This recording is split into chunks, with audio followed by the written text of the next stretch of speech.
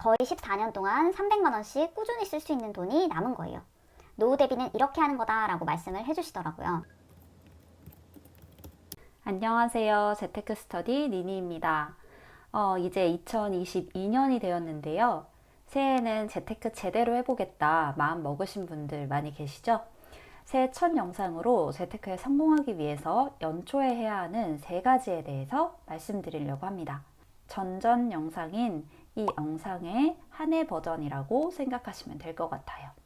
그럼 바로 시작할게요. 첫 번째, 우리 가정의 총 저축 목표액을 세웁니다.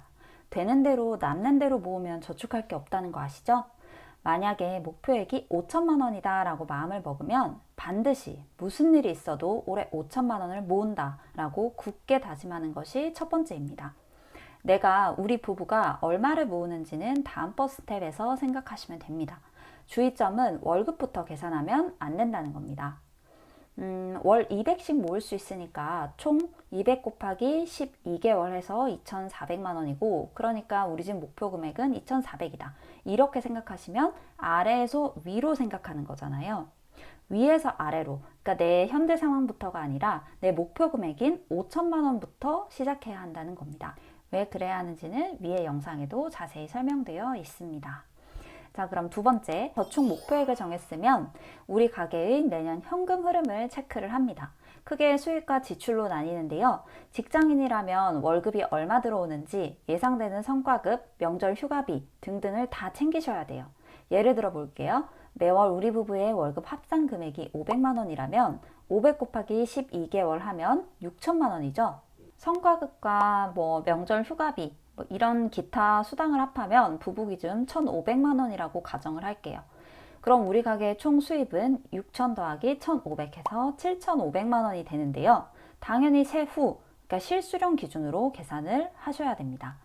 그럼 이제 지출 금액을 봐야 되겠죠.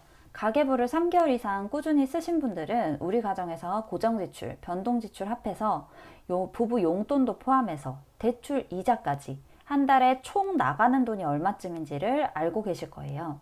예를 들어 3인 가족인데 이자를 포함해서 250만 원이 나간다 하면 250 곱하기 12개월 해서 3천만 원이잖아요.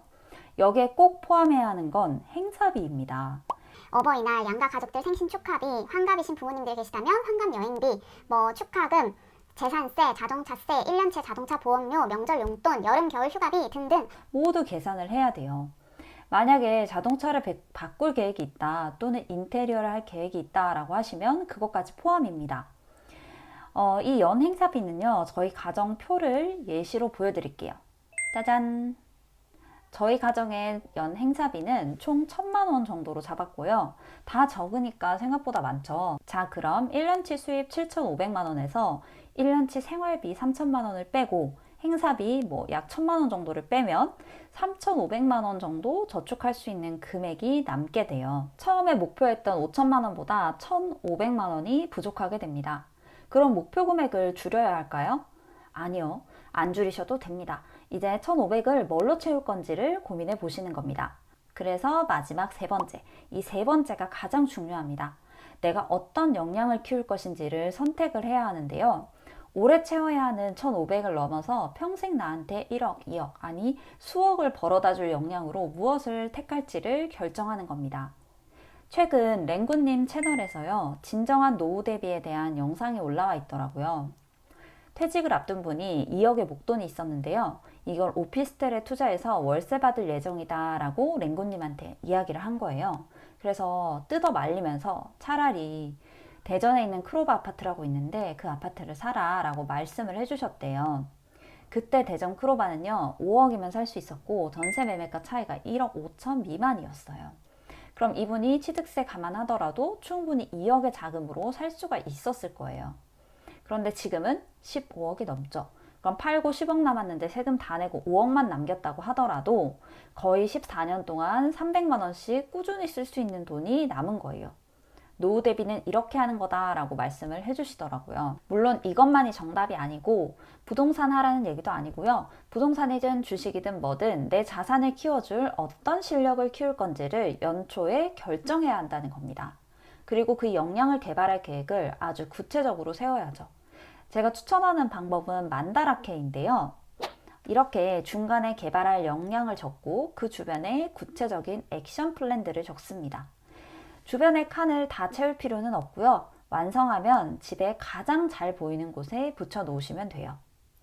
저는 올해 실거주 집을 마련할 예정이라서요. 꼭 올해가 아니더라도 내년 초든 중순 이전에 마련할 예정이라 부동산 공부를 하면서 임장을 꾸준히 다니려고 해요. 그래서 이렇게 적었습니다. 제가 어떤 강의를 들을지, 그리고 제 주 1회 임장을 언제 갈지, 그리고 임장은 누구와 갈지, 어떤 책을 읽을지 이런 것들을 결정을 해 놓았고요. 주식도 요즘에 좋은 텔레그램들이 정말 많더라고요. 미국 주식 할 건지 한국 주식 할 건지, 미국 주식이라면 어떤 전략으로 갈 건지, 나는 배당주다, 아니다, 나는 성장주다 등등 그 전략이 다르잖아요. 투자 실력을 키우기 위해서 누구의 유튜브를 참고하면 될지, 어떤 강의를 들을 건지 이렇게 세세하게 다 결정을 하시는 겁니다. 결정이 끝났으면 1년간 매진하시면 돼요. 끝! 근데 누군가는 이렇게 말할 거예요. 내가 뭘 선택해야 하는지 모르겠다고, 뭐가 제일 나은 투자 방법이냐고 묻고 싶을 겁니다. 미국의 복싱 챔피언인 무하마드 알리가 그랬어요. 내가 옳은 결정을 했다고 생각하지 않습니다. 그것이 옳은 결정이 되도록 최선을 다합니다. 라고요. 결정을 했으면 뒤도 돌아보지 말고 주변 사람들이 뭐 하나 둘러보지도 마시고요. 내가 올해 개발하기로 한 그 역량, 이 평생 나의 무기가 될 수 있도록 최선을 다해주세요. 이거는 제 자신한테도 하고 싶은 말인데요. 요즘 정보가 너무 넘쳐서 오히려 계속 저를 흔들리게 만들더라고요. 이거 하기로 이미 마음을 먹었는데 저것도 괜찮아 보이네. 그냥 이거 하지 말고 저거 할까? 이러면서 막 이제 갈대같이 흔들리는 거예요. 그런데 한정된 시간에 실력을 키우려면요, 여러 가지를 함께 해서는 안 됩니다. 제가 해보니까 이거저거 건드렸다가 다 성과가 없게 되더라고요. 차라리 하나만 파는 것이 훨씬 성과를 빨리 낼 수가 있습니다. 결국 1년 동안 한 가지를 꾸준하게 한다면 그 다음 해에도 지속할 확률이 높다고 생각하거든요. 당연히 실력이 높다면 성과를 거둘 거고, 그게 반복되면 1,500이 아니라 수억을 벌어다 줄 수 있겠죠. 그 과정에서 오는 성취감은 보너스고요. 그 실력으로 강의를 하든 유튜브를 하든 전자책을 쓰든 부수입을 창출할 수도 있고요. 그럼 정리해 보겠습니다. 성공하고 싶다면 연초에 3가지 꼭 하세요. 첫 번째, 얼마를 모을 건지 목표 세우기.